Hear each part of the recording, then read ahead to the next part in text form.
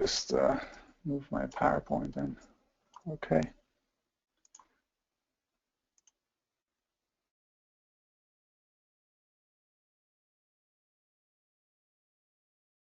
All right, good afternoon, everyone, and welcome to our webinar. Today we have Zoltan from GRAPHISOFT. He's going to discuss avoiding bad BIM workflows.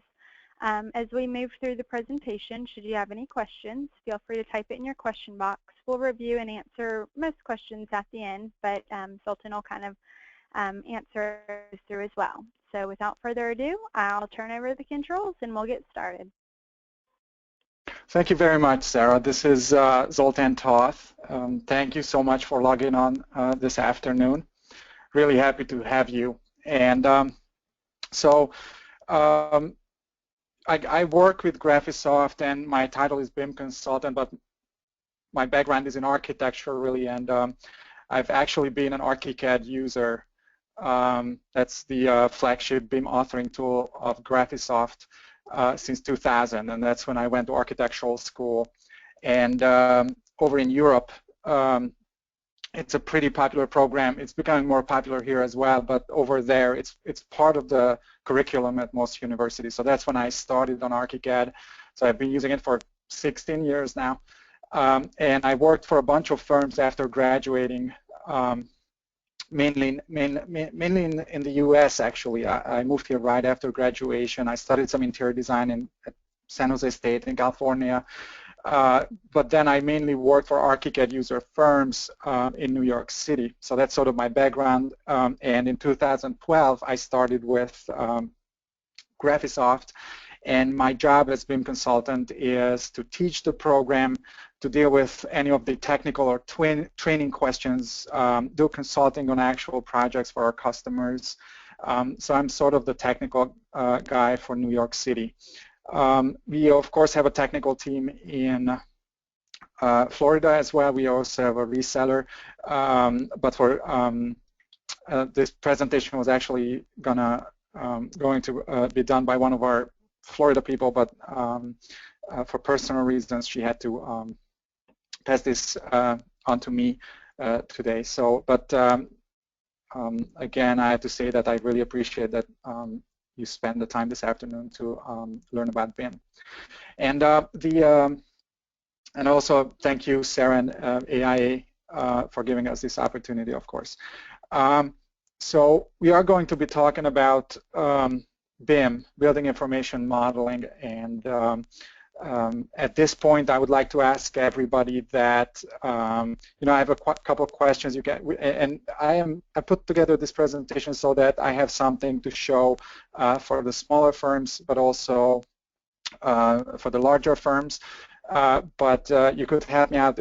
There's a questions tab on the GoToWebinar control panel, and if you could just type in what kind of software you're using at this point in your practice. If you're using BIM, what kind of BIM you're using, what is the actual product.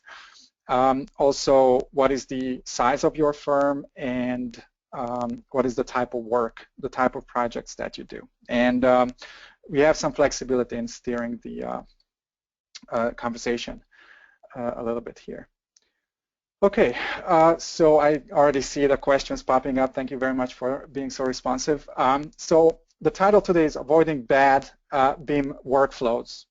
And of course, the title is Bad BIM. So obviously what I'm going to talk about mainly is good BIM, and kind of show you guys what good BIM is, and then we can talk about what bad BIM is compared to that.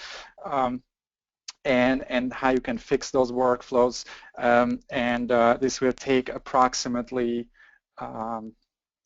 45 minutes, and then we have a 15-minute Q&A. Of course, through the AIA, you will get one continuing education credit for this presentation.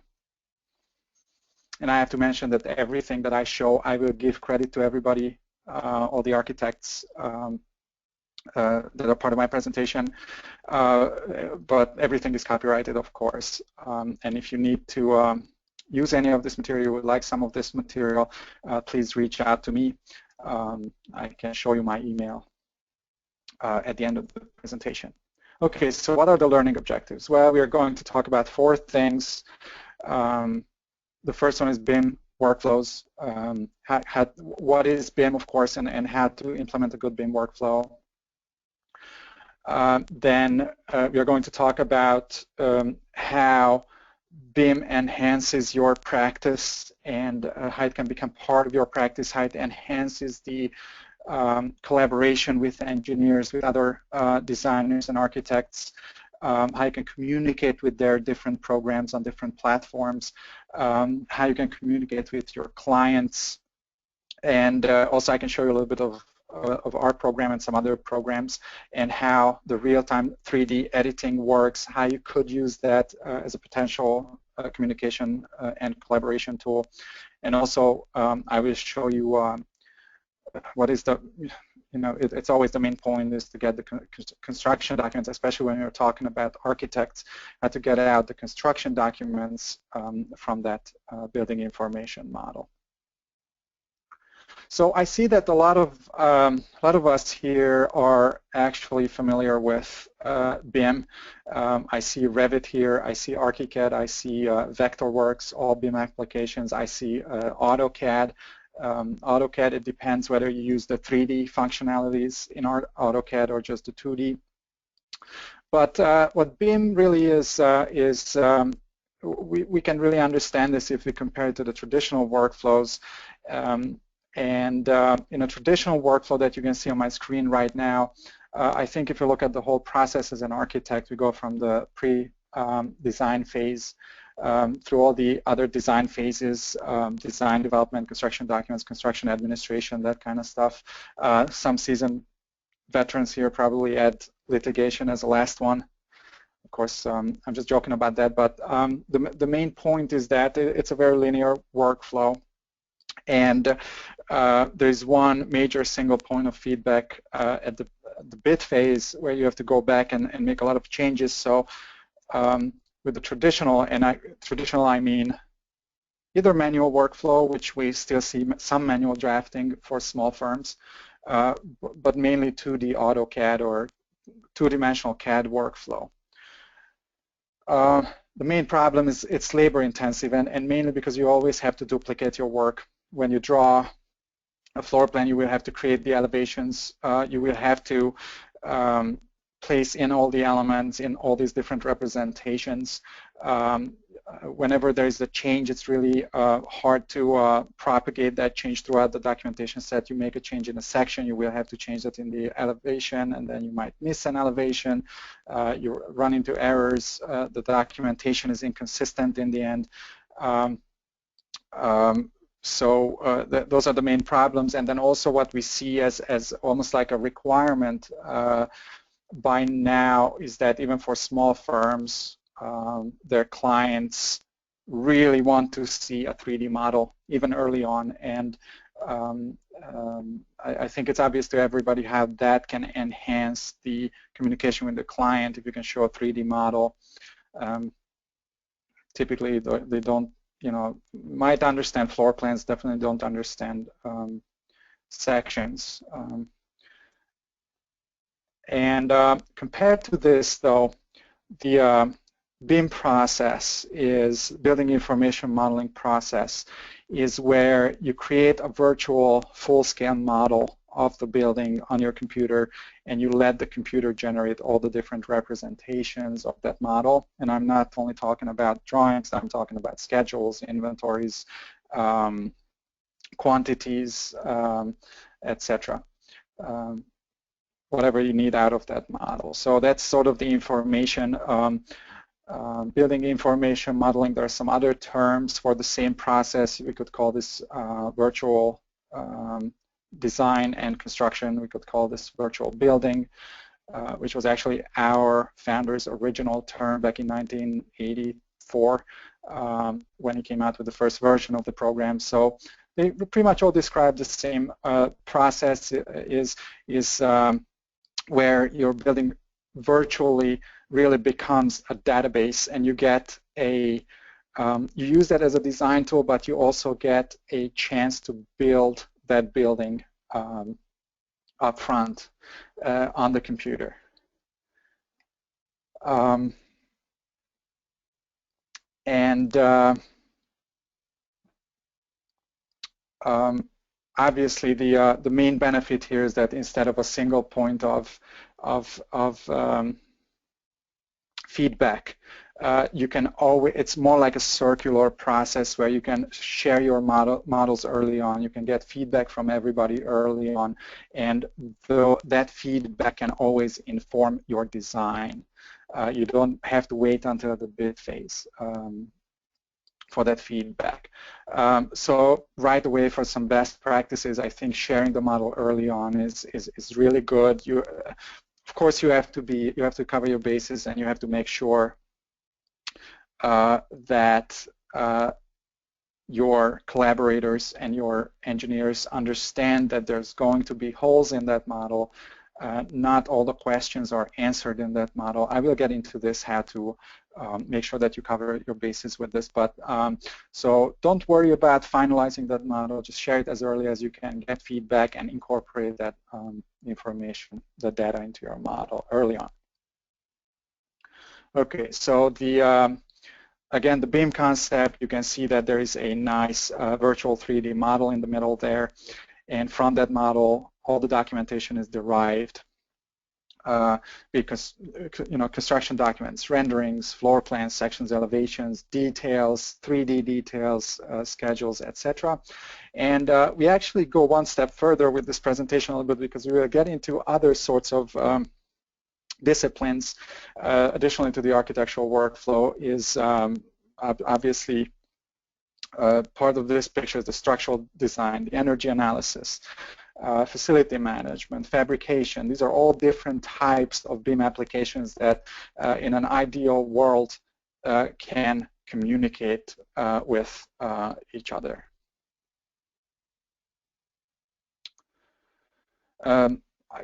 Of course, for architects, what we mainly use is the preliminary design programs such as SketchUp or Rhino, that doesn't necessarily have all the information that a true BIM application has. And then you can also use for your whole workflow partially. You can start in a preliminary design program and take it into a BIM application like Revit or ArchiCAD or Vectorworks and add the information to it there. So those are pretty much the areas that we touch on as architects. And why we do this whole BIM process? Well, I talked about the change management, and I talked about eliminating the errors early on in this virtual world. But the main benefit here, of course, is that we are saving time, saving resources.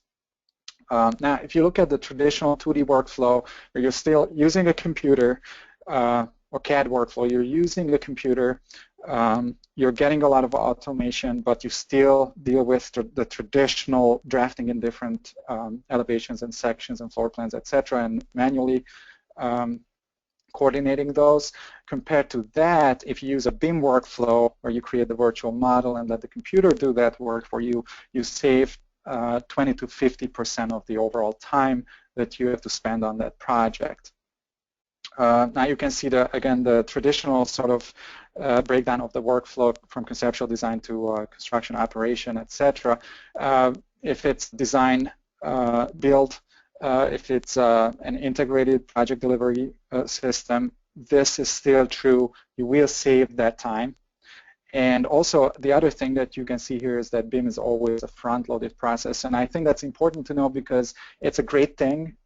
Because you will end up spending a lot more time early on in the designing this building, putting together this model, and you spend less and less time as you move forward because, again, all the change management, everything is automatic. So it is a front-loaded process. It has some risk, of course, so it is really important that you're prepared for this. You're prepared to put in that extra time early on, but the benefits are far greater. And another thing that we like to show, and I'm sorry, these diagrams are by Patrick McLeamy of HOK, and he created these probably 20 years ago. So these are kind of almost old benefits that have been around for some time with the BIM process. But the two curves that you see here is one is cost of design changes. It starts going up very fast as you move forward in the design process, and the ability to make a change and really affect that building and the performance of that building in the end, and the costs goes down rapidly. Again, if I just go back to the previous slide here, you will see that the BIM workflow can really hit a sweet spot where the green curve is still up high and the cost of design is still down low. So you will be more efficient, but you will also be more effective with this process. So this is a cool little diagram that I put together, and I'm going to use this later. I'm going to come back to this at the end of the presentation with my case study there. I will show you guys a couple of projects, one small and one large. But what is BIM? Well, BIM is really a, some people say it's a tool. I like to think of it as a set of tools or a process. A different way that I heard one particular user describe it is that this is a virtual environment that you're working in, and it gives you all the tools that you need. But we can say that BIM is a building information modeling is a process. Making the move to BIM is very important again, and sort of talking about good BIM versus bad BIM. There are all sorts of questions that come to mind. Does BIM present me with proven software? And well, BIM really started in the 80s, in the mid 80s, and so it's been around for some time. And I also have to tell you that Europe was actually standardizing on BIM, and globally, if you look at the global BIM market, it's pretty much, there's some major players, but we can say that America standardized on AutoCAD starting in the 80s, and Europe mainly standardized on ArchiCAD. So they actually had a head start because they started using a true 3D program. They used other programs as well, of course. They used Nemetschek Allplan was one, and I'm sure there were some other applications as well. But and again, this is back in the 80s. So since then, we actually have hundreds of BIM applications. They're not all architectural authoring tools, but we can say that they're true BIM applications. If you look at the Autodesk offering of products, from Revit Architectural Structural, MEP, to Navisworks, which is a collaboration tool for a coordination tool for general contractors mainly, to Solibri, which is the European version of Navisworks, etc. Different energy analysis tools, etc. Those are all BIM tools that by now can communicate with each other pretty well. So it is an old and proven technology. Does BIM meet my needs? This is kind of an interesting question, because we used to have these presentations where about BIM for the small firms, and I always used to ask the question whether my audience thought that BIM was for them as a small firm, and it was a 50-50 answer. Some people thought that BIM was only for the large firm.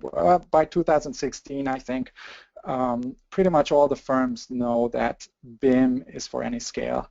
And even on small projects, there are major benefits that I will get into here when I show you guys the program that I use, even for small firms, and then large firms, of course. That's where you really see the time savings in this whole process. So anybody who wants to be more productive, more effective, work with less errors, fewer errors, will benefit from BIM. What about the cost of the software, cost of the hardware? What kind of hardware do you need? Those are really important questions. I don't want to get into this right now, but just make sure that when you're looking at BIM software, the cost of the software will be probably the smallest item there, because you will probably have to get new hardware, and it really matters how expensive that hardware is that you have to get. how well your software leverages that hardware is really important. What is the training time? How much training do you need? How many days of training? How much more productive can you be in that first project? How often do you get new features and new versions of that software? How easy it is to learn those new features? How are you going to do your implementation? Are you going to do firm-wide implementation overnight and throw out the old tools, or are you doing a phased implementation where you get one project team on the new tool and the rest of the team can be still on the old tool? And then, which could be the best case for larger firms. For smaller firms, they can definitely deal with a firm-wide implementation right away. But those are the important questions that you want to ask yourself. So again, coming back to software cost, it's not necessarily your biggest item. And then also you want to look at the company, the history of the company, and the people that you deal with, of course, is very important because you will be relying on them. People like myself who will help you implement the program and answer questions later on your projects. Also, a big part of my job is also to talk to firms and see if they are as efficient as they can be with their programs, so that kind of stuff. And about the implementation, this is, I think the risk is a big question there. How much downtime will I have? How many billable hours will I be losing? The number one biggest threat to your BIM implementation is really giving up too soon. And I agree with this. I talked to a lot of BIM consultants. They pretty much all are on the same page with this, but the diagram that you can see right now comes from this website called shoenome.com. And it's a great website. It's an amazing. The guy who runs it. His name is Jared Banks. He's a residential architect, and he has great articles. He writes about Revit, ArchiCAD, all the other programs, but he has some great information on there. Check out his website. It's really good. I really like it. But anyway, so he posted these diagrams there, and basically if you look at the two diagrams, the two curves here, there is the excitement and the effort that you put in at the time of your implementation. And the problem is that there's a lot of excitement early on, and as you get the program, you start putting in more and more effort and you start getting discouraged. And it's very easy because it is overwhelming, especially if you don't have any help from a BIM consultant or whatever other companies call their technical people. And then there comes a point where the excitement curve meets the effort, and that's where people give up. And this can be days, typically not days, though it's probably weeks or months, and then they give up. Now, what they don't know is that if they keep going at it, and if they keep up that effort, the excitement will start going up again. And that's a critical point. That's where you want to get through that point. You want to get your team through that point. And I can tell you, from what I see, I think it's really important that especially if it's a larger firm, you really want to identify those BIM champions on your team. And what you want to look at is how computer savvy they are, etc. But you also want to look at how enthusiastic they are, how excited they are about the implementation process, and they can really help you out, those guys. Of course, I see that it's not enough to have that person. You have to have the committed principal as well. Now the next one here is, again, just to make you guys feel a little better about the implementation, is that it will seem harder initially, BIM. And you see demos like I will show you today, and you say that, oh, this is very easy. It is very easy, but it will take some time before it's easy to you. It's very easy to me. I've been using the same program for 15 years, but just, my advice here is just to wait it out. Keep going at it. Okay, so what are the classes of the BIM tools? I had this up early on. There are BIM tools for preliminary design. There are BIM tools that are for architectural model authoring. There are BIM tools that are analysis tools, and this involves structural, MEP, energy analysis, code checking. There are all sorts of applications for that. There are tools for shop drawings and fabrication. Here I could mention obviously 3D printing, for example. I could mention different programs that run the CNC routers directly, etc.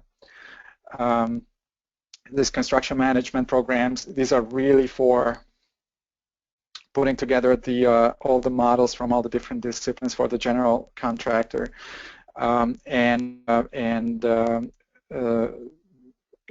Make sure that everything fits, clash detection,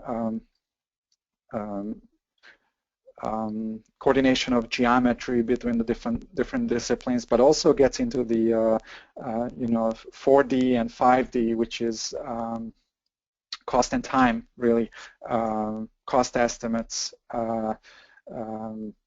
construction scheduling, and sequencing and that kind of stuff. There's model review programs where people can just bring in it's almost like a dumber version of construction management tools. Excuse my language here, but model review really allows you to bring different models in and have your meetings, for example, by pulling up all the different models up from the different disciplines in one program. There's also collaboration and communication tools that will allow you to share drawings, share models with your consultants. For example, this could even just be as simple as Bluebeam, where you communicate through PDFs and marking up PDFs.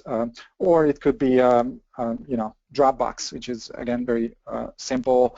You can share your files through Dropbox. It's not an AC-specific program, but everybody uses it. And if you look at mainly the second tier of programs there, which was the architectural authoring tools. Architizer, the online magazine, actually published a very interesting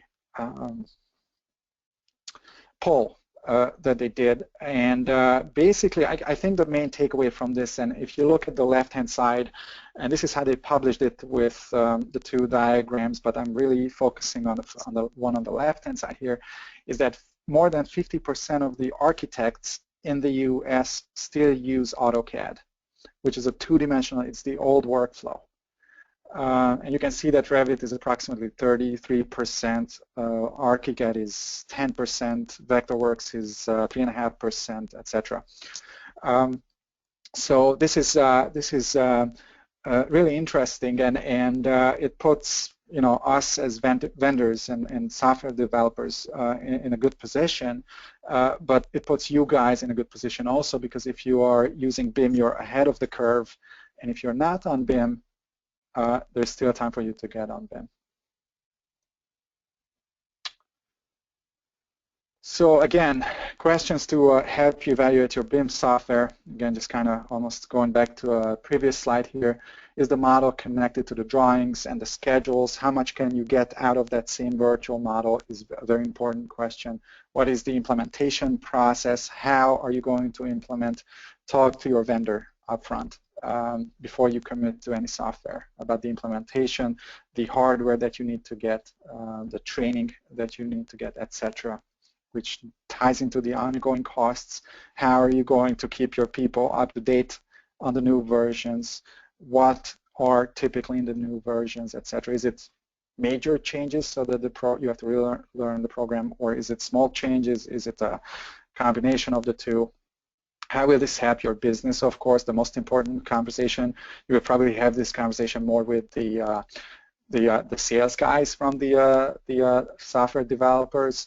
but very important conversation is how much more productive will I be? What are the extra tools that I can use as sales tools or marketing tools to sell my design?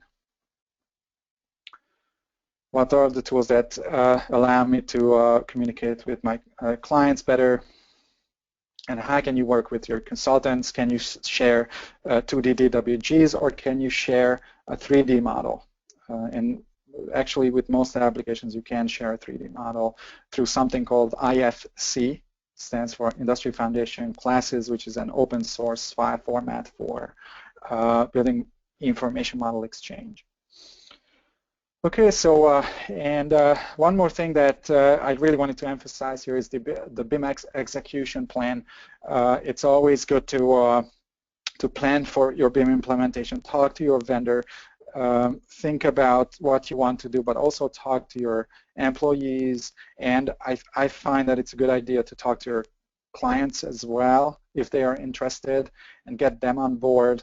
You can tell them all the extra stuff that you can give them using this technology, and I've seen this happen so many times that they show, my clients show their clients some nice renderings, and they're super happy with that, always, of course. And so that will also prepare you to be able to spend the more time of that front-loaded process early on in this whole process.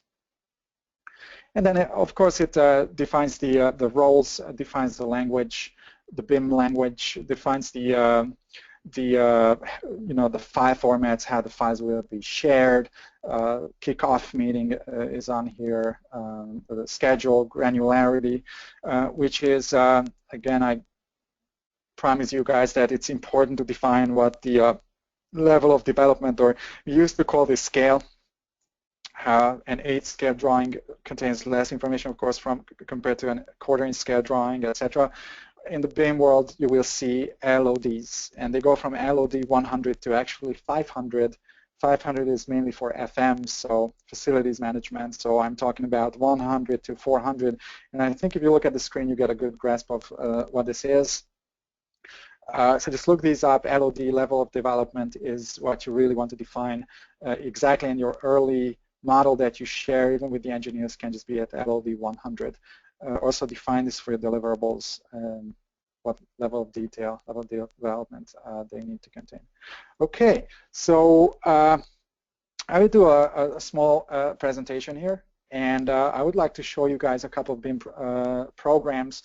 And if you have any questions, please feel free to type them into the question field of the GoToMeeting. So actually, let me pull up a SketchUp model first, and let's start with SketchUp. We have approximately 20 minutes maybe. So I will just go and open up SketchUp, and I talk about 2 major tiers of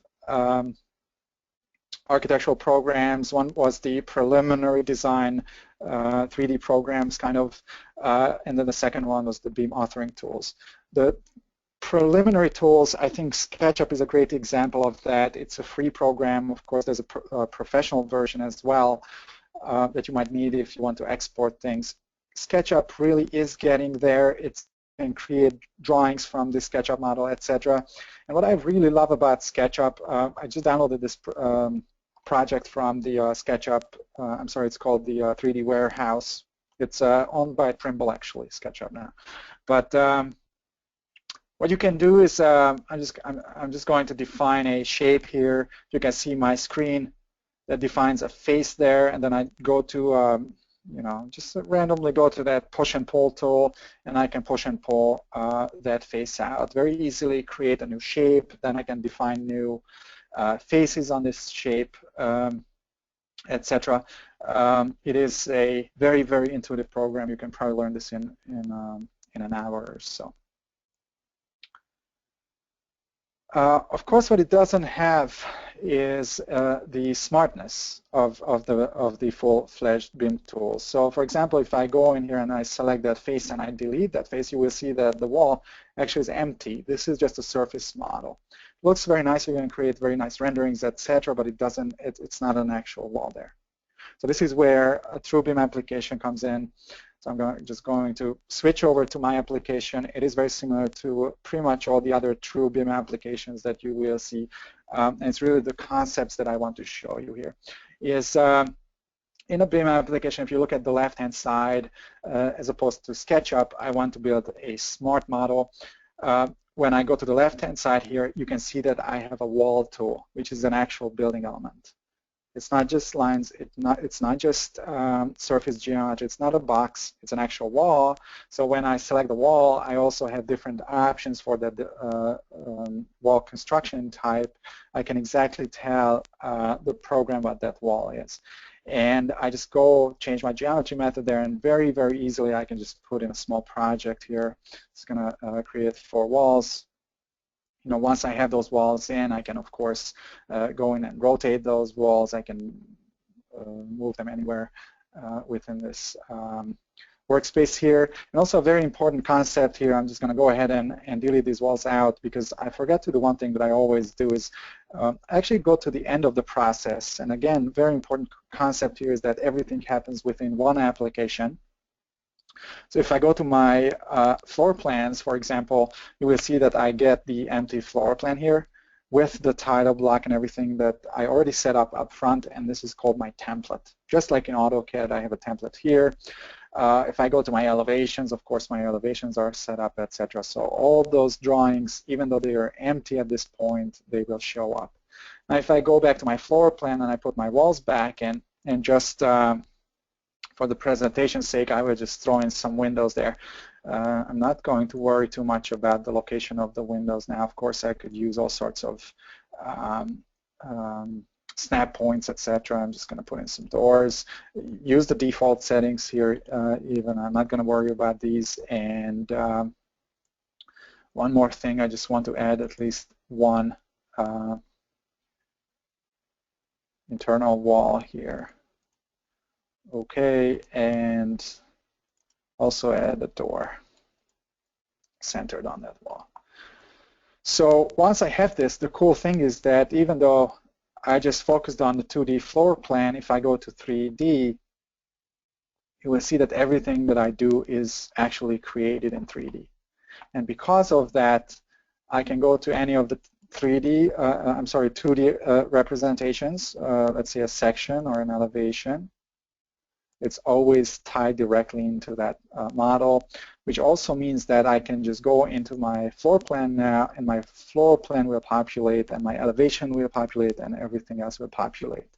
So this is the true real BIM concept there. This is the core of everything.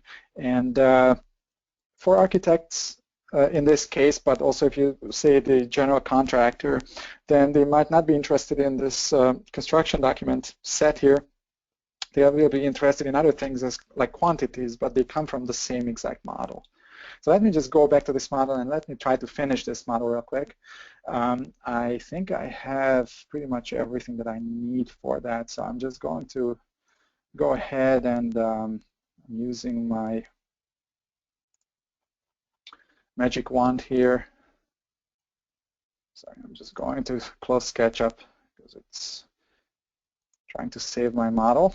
I don't need to save that model. Okay, so back to this project. You know, if I have to throw on some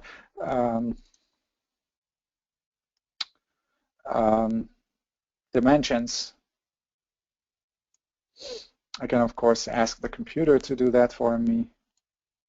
So again, those are all associative. If I move the window, of course, the dimension will move with it, etc. So again, those little things are the things that will make you a lot more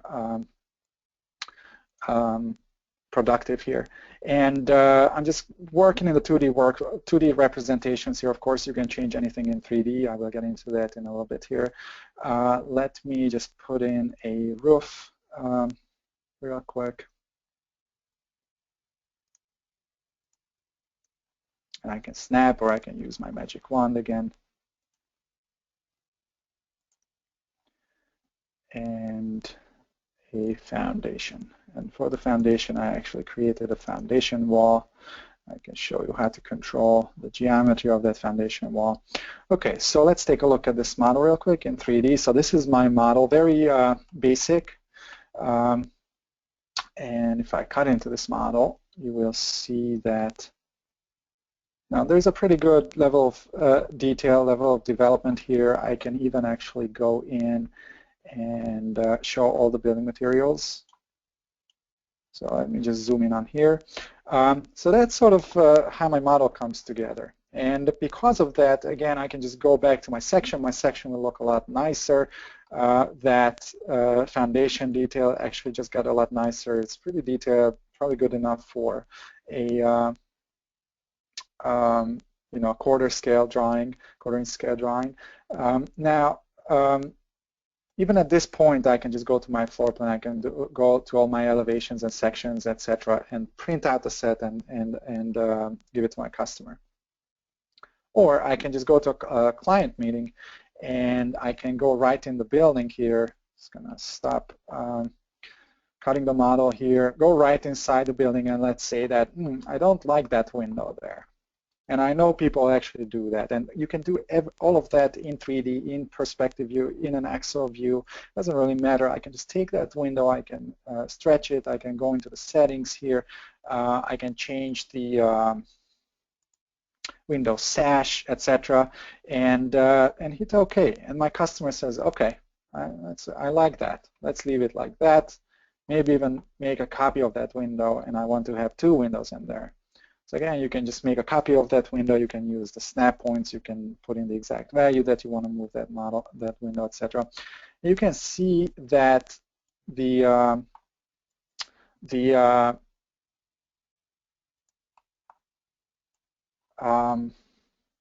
dimensions will follow that. Of course, the new window will have to be dimensioned, but that's a very easy process here. And I know people who actually do this, and some of my customers love to go to a client meeting with the program and make changes on the spot. And some other clients don't want their clients to see this because they might get the idea that this is too easy. And they might ask the question, why am I paying my architect so much when it's this easy?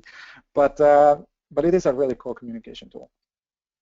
And so I have a couple of questions here, but I will get into, so let me show you one more thing is you can always, and again, a really good thing is if your application is very open. So for example, in this case, I can just take a SketchUp file, for example, and I have a Barcelona chair, so let's take which one? Okay, let's try this Barcelona chair. I can just drag and drop it right into the BIM program from SketchUp.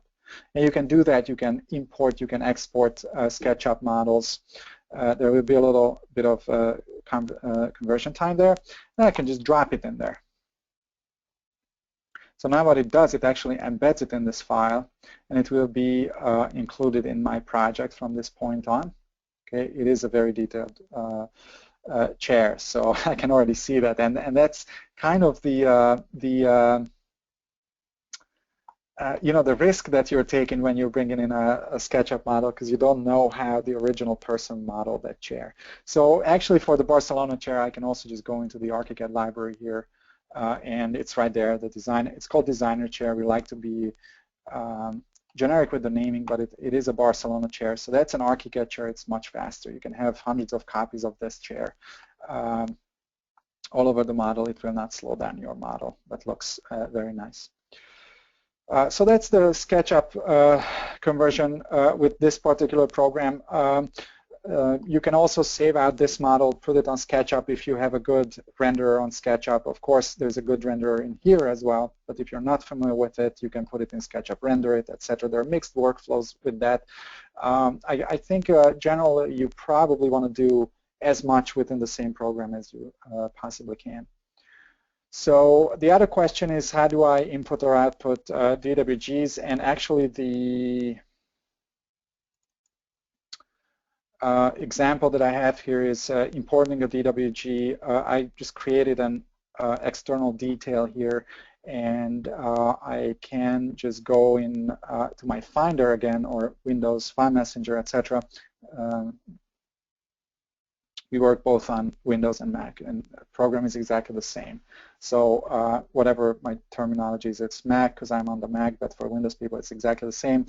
You can just take that comp-proof rich detail and just drag and drop it. It's a DWG. Just drag and drop it into ArchiCAD, and it shows up. And that's a live view of that DWG. If they change the DWG, the original one, this will change. But additionally, you can also just select it, explode it into ArchiCAD. And then it becomes ArchiCAD elements. And you can clean it up. You can delete the unwanted here. I don't necessarily want to go into that. But a good thing is that this is also true for exporting DWGs. You can always save out DWGs. You can handle the layers, the pens, everything, line types. You can do the same thing with PDFs also. I'm just going to go into Finder, and I have a Hayfella catalog here. I can do the same thing with the PDF. Just drag and drop, select the page that you want to insert. So this is a PDF right now. If you want to make it your own, right-click, explode into current view, and now it's all ArchiCAD. Yes, that's right. I took a PDF and exploded it into my program. So so now I can make this into 3D. I can manipulate it, change certain things, etc. So that's very important. And the most important one is if I go to the 3D model. Let's say your engineer is on Revit structure. You want to send this to them as a 3D model. You send them the PDFs also, but you want to send them a 3D model. There's something called that I referenced earlier was the, just go to Save As, is the IFC file, Industry Foundation Classes. And you can see that there are a lot of other file formats here. We particularly are compatible with Rhino, 3ds files, 3D Studio. You can send files directly to a 3D printer through STL or stereolithography file with the 3D Studio file, etc. So you can send your model to Google Earth, and it shows up in the correct place. We have BIMX, which is an application that actually we developed, and you can put this model with the entire documentation on an iPad or on an iPhone, any Android tablet or smartphone. You can send it to your client so that they have access to the full documentation and the 3D model on their tablet, etc. So there are a lot of options here. But probably the most important, one of the most important ones is IFC. I would just save this out as an IFC and put it on my desktop here. Call it ArchiCAD Training 19 IFC. That's fine. Actually, let me just make this test. You know, we have different translators. Revit Structure would be this one. Revit MEP. Tekla Structure, if it's very typical with steel structural design. Surface geometry, etc. You can save out any one of those files, and it's a very easy save as process. So now it shows up on my desktop here. Let me just go back to my desktop, and here's my test IFC, and I will open this up with the I like to call this the European version of Navisworks, is Solibri Model Viewer. And we actually acquired this company, so it's a sister company to us. But it is a free model viewer, and you can always, you know, the textures will not be as nice as in the architectural application, but they don't need that here. So it will still have the type of that wall. It will still have the quantities from that wall, areas, etc. Basic sizes, you can include basically any information, manufacturer, fire rating, etc., whatever you want, and it will go through into these programs. Another one that's free is Tekla BIM site. Tekla BIM site. This one is only for Windows. Tekla BIM site is for, I'm sorry, this is for Mac, and Tekla BIM site is for both platforms, I believe.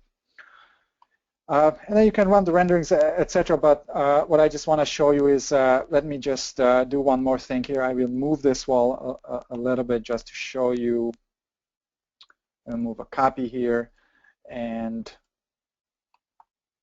let's just say that I will want to show this as a demo wall. So we'll just make that demo, and let's say I also want to demo this.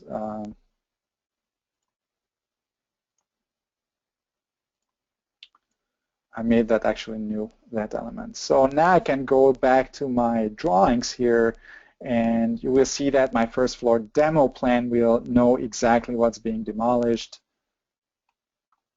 And here's my foundation plan. Of course, I could have put on my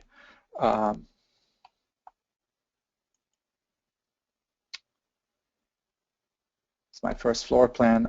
My dimensions, I would have to coordinate those. I could add a lot more detail to this model. Go to my elevation sections. You will see that I get that good sort of quarter-inch scale level of detail on here.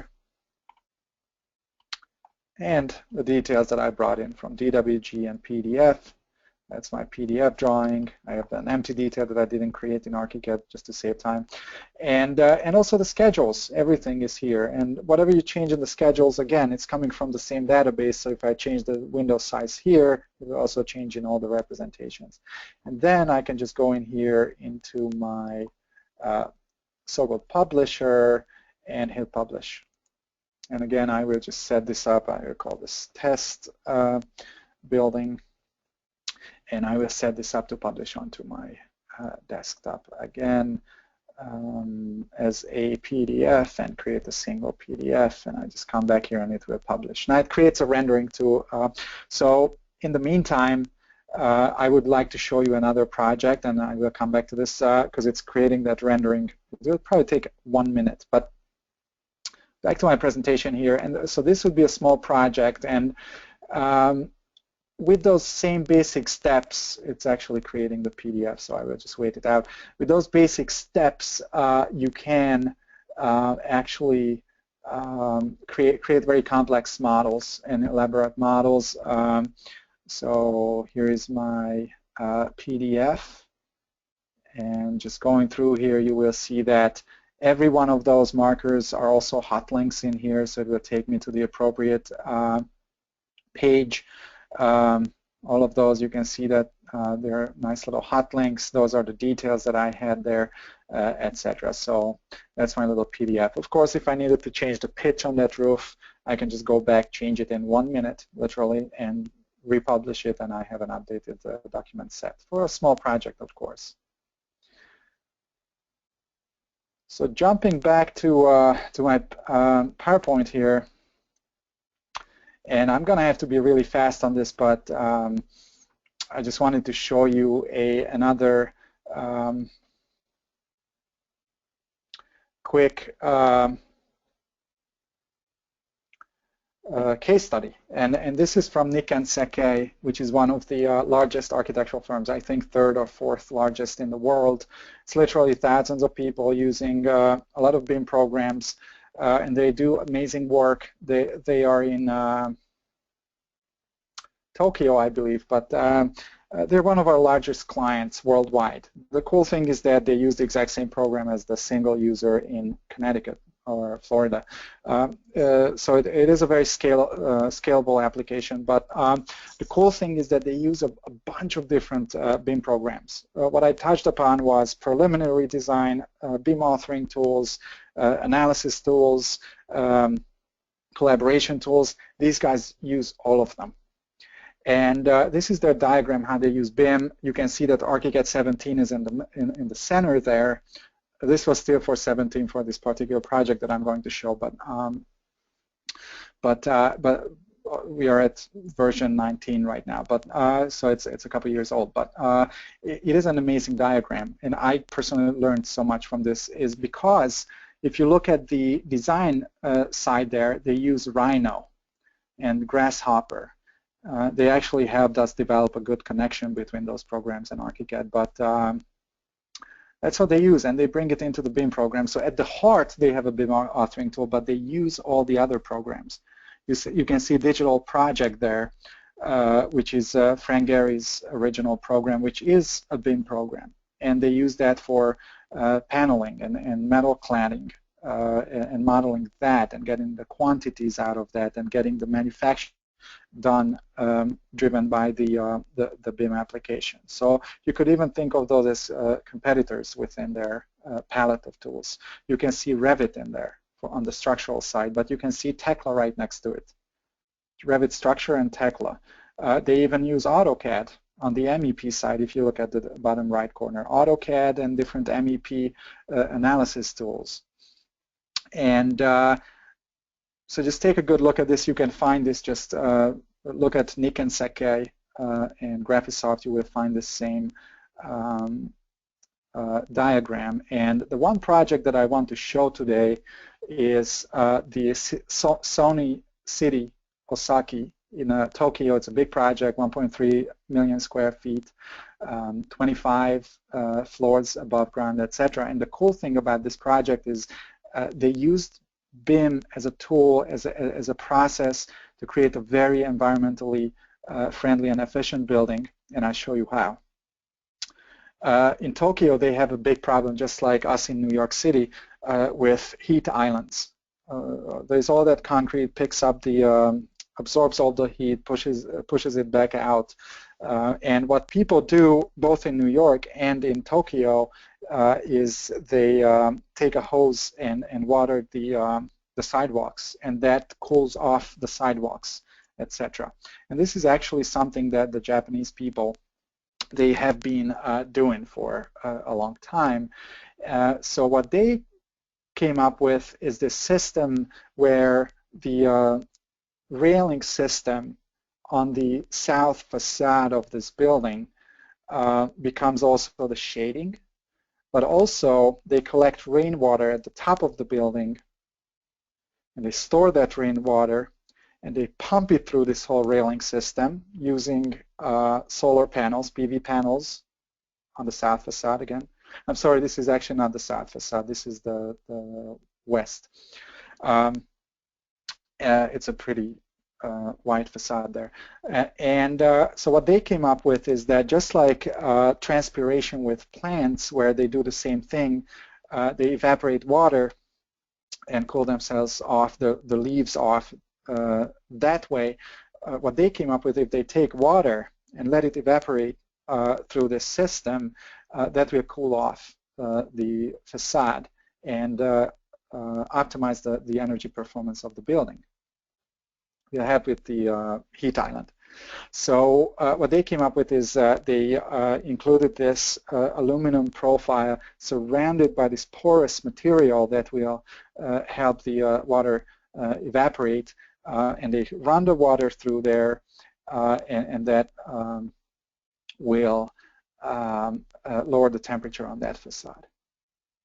So if I come back to my diagram here, I put a big arrow. This program that they used to run the analysis is called Stream by a company called Software Cradle, Japanese company. And they actually originally developed this program for running simulation on how certain printed circuit boards in electronic equipment will behave, how they will heat up and where. And they applied this to buildings later on. So they created a model, they ran the model, and they found that they could get a substantial decrease in temperature doing that. So that was the software part. And then, just out of curiosity, you know, I'm sure you sort of you're probably thinking, who can build this? How did they build this whole thing? And they had the same problem. Who can build this? Something like this with the porous equipment? And the answer was, it wasn't a construction company. It was actually Toto, the toilet manufacturer. bathroom fixture manufacturer. These guys are, we know Toto here, of course. In Japan, it's pretty common to see these Toto toilet bowls and seats with the heated seats and all the extra stuff that the Japanese love. But they created that porous material and that facade, and it's self-cleaning, it's air purifying. It is really the most ideal sort of product for that facade. And that's what they applied to this facade. It's called BioSkin. They won a bunch of awards. And if you look at the heat map of the city, you can see that in a hot city, their building really sticks out as one of the coolest buildings. They could lower the temperature of that facade by 12 degrees centigrade, which is approximately divided by 2, approximately, that's Fahrenheit, so 6 Fahrenheit degrees. So the guy that the quote is from is Tomohiko Yamanashi. He was the project architect on this project. It was his invention. He used BIM as a process. He used all the available tools that to create this amazing building. So that concludes my presentation. Thank you very much for signing on. Again, just to recap, BIM is a process. It will reduce your risks in designing and building the buildings. It will eliminate errors. It will give you a fully coordinated documentation set at any time, at any point. It is a front-loaded process that you have to prepare for. And I encourage everybody, if you're not using this, start exploring the BIM process. If you're using BIM, start adding new tools to your bag. Thank you very much.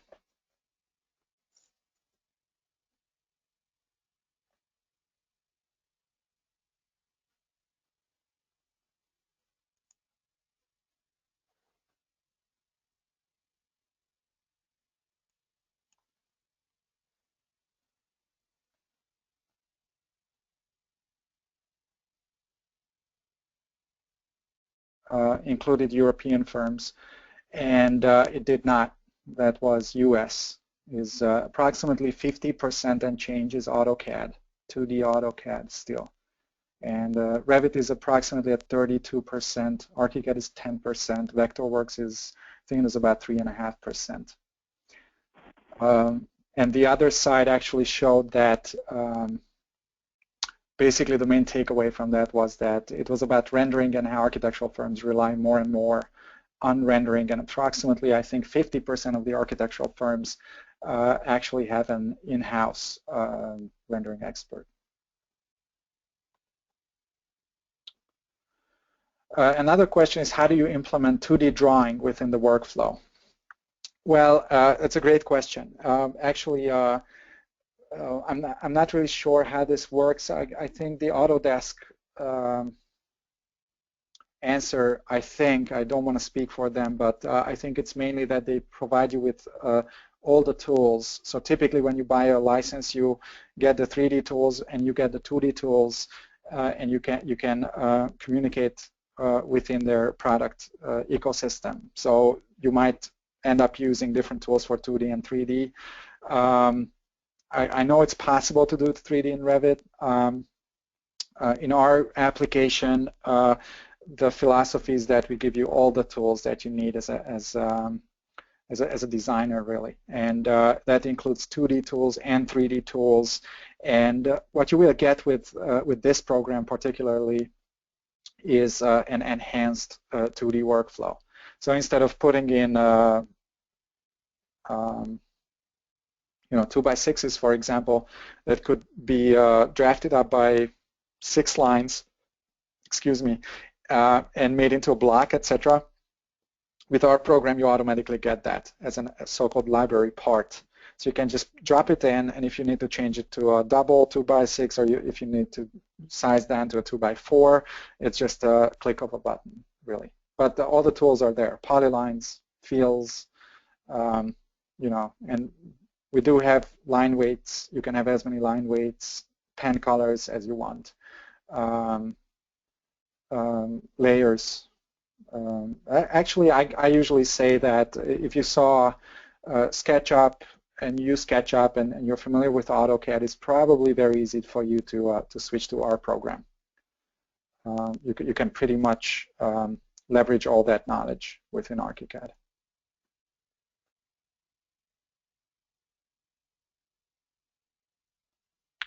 So another question here is, in the US, a lot of manufacturers provide CAD, Revit, and SketchUp. If these files are brought into ArchiCAD, is it possible to make them smart so they are included in schedules, etc., etc.? Absolutely. It's that's really a basic feature. From CAD, from SketchUp, from 3ds, from Rhino, etc., you can directly bring anything into ArchiCAD. Or save out for that matter. With Revit, the route is going through IFC. And there's no direct Revit translation, but you can go through IFC, and you can definitely include them in schedules. You can assign cost, you can assign product description, you can assign hot links to the manufacturer's website, you can assign cost, etc. What about Europe? What are the ratios? Well, I don't know if there's a poll, but if you look online, just Google, BIM use in the world, and you will see that I have some information, mainly about our firm. I know that we are really, really strong in most countries in Europe, Germany, Netherlands, Nordic countries like Sweden, Norway, Denmark, huge on ArchiCAD. If you look at Switzerland, for example, there are actually more ArchiCAD licenses out sold in Switzerland than registered architects. So there are some countries that are almost exclusively ArchiCAD in Europe, and that's the case in Japan. Is really big on ArchiCAD. But I think if you look at the worldwide picture, the two main players, major players at the high end of the market are Revit and ArchiCAD, pretty much 50%, 50%. If you look at the global picture for architectural BIM authoring tools.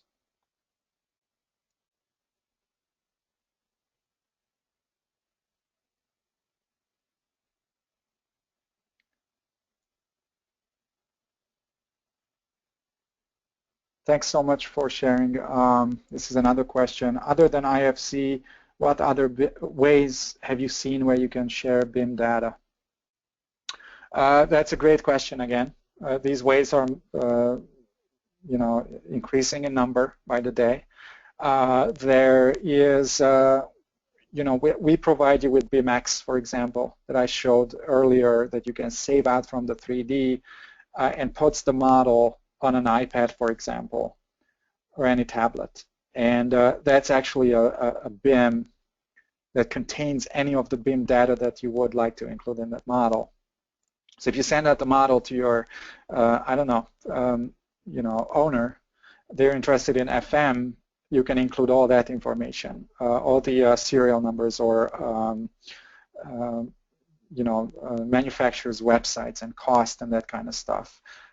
So that would be one representation of BIM data output and put on a mobile device.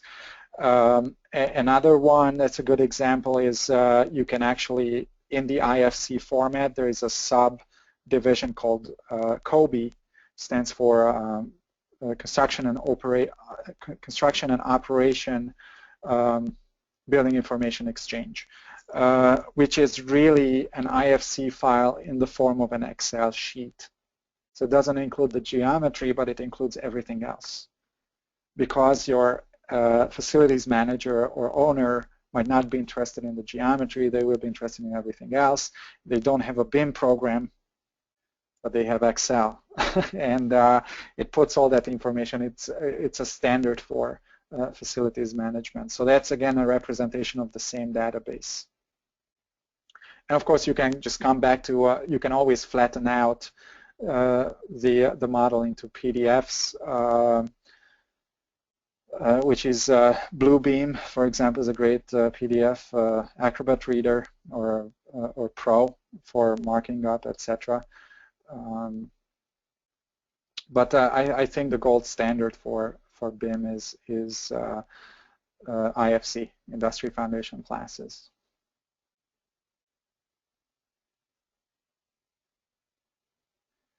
So I think that answers all the questions here that I have. If you have some more questions, you can always email me. You can see my email on the screen. It's tothz@graphisoft.com. And thank you very much again. And I will pass this back on to Sarah. Thank you. All right. Thanks everyone for attending our webinar this afternoon, and a huge thank you to Zoltan and all of his knowledge that he's passed along. We hope you have a wonderful afternoon, and this presentation will be uploaded and we'll be in touch via email from there. Take care.